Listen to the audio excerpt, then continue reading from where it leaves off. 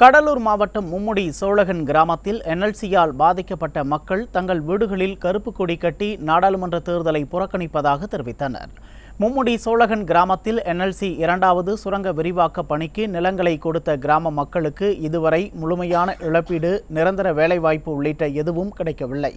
தற்போது குடிநீருக்காக மக்கள் நீண்ட தூரம் சென்று வர வேண்டிய அவலநிலை ஏற்பட்டுள்ளது.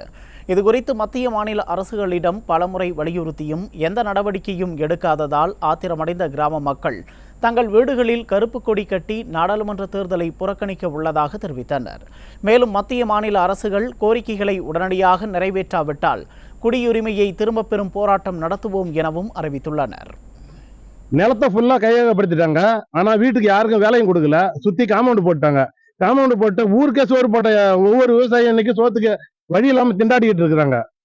எந்த வசதியுமே இல்லாத எங்க ஊர் மக்கள் இவ்வளவு கஷ்டப்பட்டு இருக்காங்க. இதுக்கு மத்திய அரசும் சரி, மாநில அரசும் சரி எந்த விதமான நடவடிக்கையும் எடுக்கல. இத மாவட்ட ஆட்சியர் அவராவது பெருமனசு பண்ணி எங்களுக்கு இந்த உதவியை பண்ணணும். இல்ல மத்திய அமைச்சரா இருக்கிறவங்க அவங்களாவது எங்களுக்கு இந்த ஹெல்ப் பண்ணணும். ஒண்ணுமே இல்லாம நாங்க ஒரு தகுதியற்ற மக்களா இருக்கிறோம்.